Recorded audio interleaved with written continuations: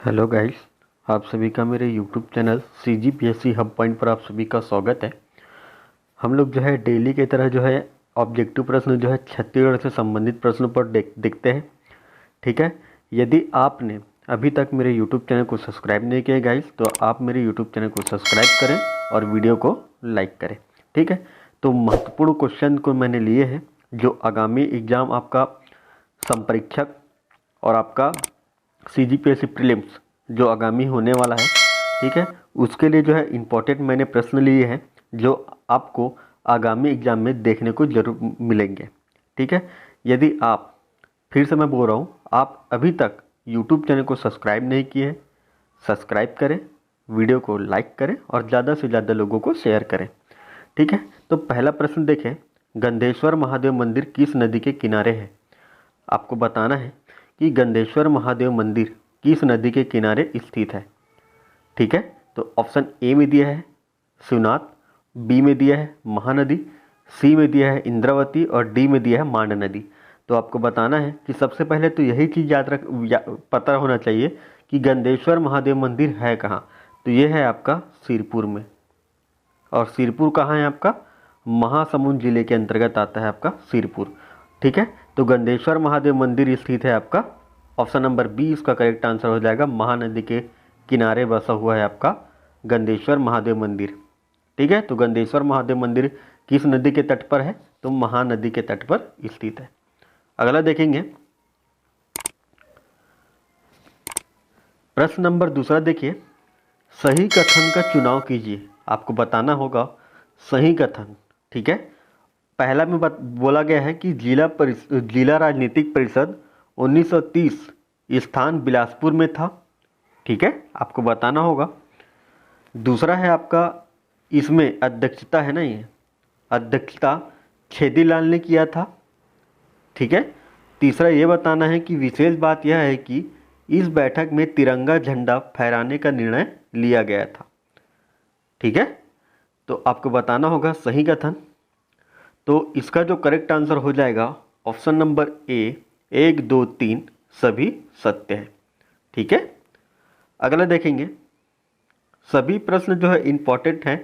ठीक है, यदि अभी तक आपने यूट्यूब चैनल को सब्सक्राइब नहीं किया है, सब्सक्राइब करें, वीडियो को लाइक करें। ठीक है, प्रश्न नंबर 3 देखिए, छत्तीसगढ़ प्रशासन में इनमें से कौन ब्रिटिश अधीक्षक नहीं थे? आपको बताना होगा कि ब्रिटिश अधीक्षक नहीं है। ऑप्शन ए में दिया है एडमन, ऑप्शन नंबर बी में दिया है आपका पी वांस एगेन्यू, ऑप्शन नंबर सी में दिया है हंटर और ऑप्शन नंबर डी में दिया है इलियट। तो ऑप्शन नंबर डी इसका करेक्ट आंसर हो जाएगा। इलियट जो है ब्रिटिश अधीक्षक नहीं थे। ठीक है, अगला देखेंगे, प्रश्न नंबर 4 देखें, ब्रिटिश अधीक्षक एगेन्यू के बारे में सत्य कथन है। आपको बताना होगा कि एगेन्यू के बारे में सत्य कथन। तो पहला हम देखें, इन्होंने राजधानी रतनपुर से रायपुर राजधानी बनाया। ठीक है, दूसरा बोलता है कि इनका कार्यकाल 1818 से 1825 तक का रहा। ऑप्शन तीसरा में दिया है, ऑप्शन के अकॉर्डिंग देखना होगा ना, इन्होंने 27 परगनों को 10 परगनों तक सीमित रखा। 4 देखना है कि इनके शासनकाल में सावंत भारती का विद्रोह, गोंड विद्रोह हुआ। और 5 में देखें कि प्रत्येक परगनों में आमीन और 20 से 30 गांव के लिए पांड्या नियुक्त की गई थी। तो आपको बताना होगा, सही कथन बताना है। ठीक है, तो सही कथन है इसमें से पहला, जो आपका राजधानी हस्तांतरित किया है आपका रतनपुर से रायपुर। दूसरा इनका कार्यकाल जो रहा था एगेन्यू का 1818 से 1825 तक का रहा। इन्होंने 27 परगनों को 10 परगनों तक सीमित रखा नहीं, इन्होंने 8 परगने बनाए थे और कुछ समय के बाद जो है 9वां परगना भी बना दिया गया था। ठीक है, उसके बाद 4 देखिए, इनके शासनकाल में सावंत भारती का विद्रोह और गोंड विद्रोह हुआ था। तो ये तो सही है, चौथा वाला।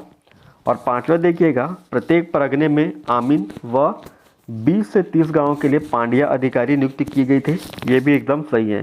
तो इसका जो करेक्ट आंसर हो जाएगा ऑप्शन नंबर सी, इसका करेक्ट आंसर हो जाएगा 1, 2, 4 और 5। ठीक है, 3 गलत है ना। अगला देखेंगे,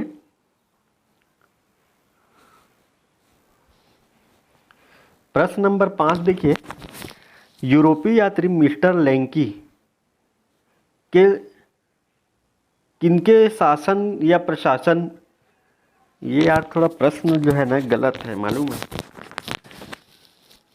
मिस्टर लैंकी के समय किनके समय होना चाहिए ना, ये जो है आपका किनके समय या शासन आए थे, ये थोड़ा प्रश्न देखिएगा, है ना। मैं बोल रहा हूँ वो सही बोल रहा हूँ ना। देखिए, यूरोपीय यात्री मिस्टर लैंकी किनके शासन काल में आए थे, ये आपको बताना होगा, किनके शासन प्रशासन में आए थे। ठीक है, ये थोड़ा यहाँ पर मिस्टेक है, टाइप करने वाला गलती कर चुका है। ठीक है, तो आपको बताना होगा कि मिस्टर लैंकी जो है किनके शासन या प्रशासन में आए थे, आपको बताना होगा। तो इसका जो करेक्ट आंसर हो जाएगा ऑप्शन नंबर ए, महिपत राव दिनकर के समय आया था आपका मिस्टर लैंकी। ठीक है, अगला देखेंगे, प्रश्न नंबर 6 देखिए, तारापुर विद्रोह की अवधि थी, आपको बताना है कि तारापुर का जो विद्रोह हुआ था उसकी अवधि बताना है। तो इसका जो करेक्ट आंसर हो जाएगा ऑप्शन नंबर बी। ठीक है, 1842 से 1854 तक का इनका विद्रोह का काल रहा। अगला देखेंगे,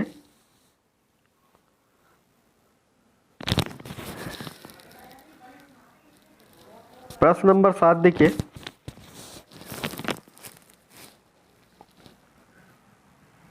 तारापुर विद्रोह के मुख्य नेता थे, आपको बताना होगा कि तारापुर के मुख्य नेता कौन थे। ऑप्शन ए में दिया है गेंद सिंह, बी में दिया है महिपाल राव, सी में दिया है दलगंजन सिंह और डी में दिया है हिड़मा मांझी। तो इसका जो करेक्ट आंसर हो जाएगा, तारापुर विद्रोह के मुख्य नेता थे आपका दलगंजन सिंह। दलगंजन सिंह थे आपका तारापुर विद्रोह के मुख्य नेता। अगला देखेंगे, प्रश्न नंबर 7 देखिए, प्रश्न नंबर 7 कहता है कि साल पेड़ के कटाई के विरोध में कौन सा विद्रोह हुआ था। आपको बताना होगा कि साल पेड़ के कटाई के विरोध में कौन सा विद्रोह हुआ था। ऑप्शन ए में दिया है हलबा विद्रोह, ऑप्शन बी में दिया है आपका परलकोट विद्रोह, सी में दिया है कोई विद्रोह और डी में दिया है आपका भूमकाल विद्रोह। तो इसका जो करेक्ट आंसर होगा ऑप्शन नंबर सी, इसका करेक्ट आंसर हो जाएगा ऑप्शन नंबर सी, कोई विद्रोह हुआ था आपका साल पेड़ के कटाई के विरोध में। ठीक, अगला देखेंगे, प्रश्न नंबर 9 देखिए, सही क्रम बनाइए वर्ष के आधार पर। ठीक है, पहला दिया है आपका लिंगागिरी, दूसरा दिया है आपका कोई विद्रोह, तीसरा दिया है आपका मुरिया विद्रोह और चौथा दिया है आपका भूमकाल विद्रोह। तो लिंगागिरी विद्रोह जो हुआ था वो हुआ था आपका 1856 में, कोई विद्रोह हुआ था आपका 1859 में, मुरिया विद्रोह हुआ था आपका मेरिया विद्रोह, ठीक है, दोनों एक ही है, 1876 में, और भूमकाल विद्रोह जो हुआ था 1910 में। ठीक है, तो कालक्रम तो सही है, उसका जो करेक्ट आंसर हो जाएगा ऑप्शन नंबर बी। ठीक है, 1, 2, 3 और 4। ठीक है, सही कालक्रम है ये। तो 1, 2, 3 इसका करेक्ट आंसर हो जाएगा ऑप्शन नंबर बी। अगला देखेंगे, प्रश्न नंबर 10 देखिए, छत्तीसगढ़ के एकमात्र महिला शासिका कौन है। आपको बताना होगा कि छत्तीसगढ़ की एकमात्र महिला शासिका कौन है। तो इसका जो करेक्ट आंसर हो जाएगा प्रफुल्ला कुमारी देवी, इसका करेक्ट आंसर हो जाएगा। ठीक है, और पहली विद्रोहिणी बोलेंगे तो रानी चूरिक है। ठीक है, लेकिन अभी इसका answer option number A, Prafulla Kumari Devi जो है छत्तीसगढ़ की एकमात्र महिला शासिका है। अगला देखेंगे, प्रश्न नंबर 11 देखिए, फणी नागवंश के संस्थापक कौन है? फणी नागवंश के संस्थापक हैं आपका अहिराज। ऑप्शन नंबर 20 का करेक्ट आंसर हो जाएगा।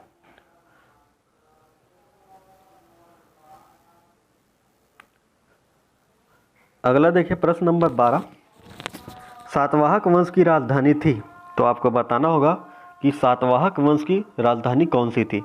तो इसका जो करेक्ट आंसर होगा ऑप्शन नंबर सी, प्रतिष्ठान। प्रतिष्ठान ये कहाँ है आपका? महाराष्ट्र में। ठीक, तो महाराष्ट्र में आपका प्रतिष्ठान, सातवाहकों की राजधानी थी आपका प्रतिष्ठान। अगला देखें प्रश्न नंबर 13 देखें, मेरा छत्तीसगढ़ किसकी पुस्तक है? ठीक है, एक पुस्तक है आपका मेरा छत्तीसगढ़, तो इसका जो करेक्ट आंसर हो जाएगा परदेसी राम वर्मा की पुस्तक है आपका मेरा छत्तीसगढ़। अभी तक आपने YouTube चैनल को सब्सक्राइब नहीं किया ना, तो सब्सक्राइब करें। प्रश्न नंबर 14 देखें, पद्मलाल पूनालाल बख्शी सजन पीठ कहाँ है?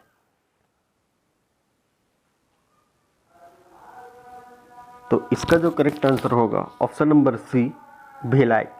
भिलाई में स्थित है आपका पद्मलाल पूनालाल बख्शी सजन पीठ। ऑप्शन नंबर सी इसका करेक्ट आंसर हो जाएगा। अगला देखेंगे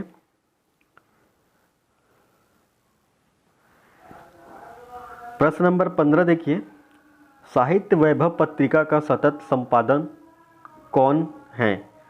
तो आपको बताना होगा कि साहित्य वैभव पत्रिका का सतत संपादक का नाम बताना है। तो इसका जो करेक्ट आंसर होगा option number B, doctor Sudhir Sharma के द्वारा संपादक किया गया आपका साहित्य वैभव पत्रिका। ठीक है, तो किनका है? डॉक्टर सुधीर शर्मा जी का। अगला देखेंगे प्रश्न नंबर 16 देखिए, छत्तीसगढ़ नाचा के भीष्म पितामह किसे माने जाते हैं?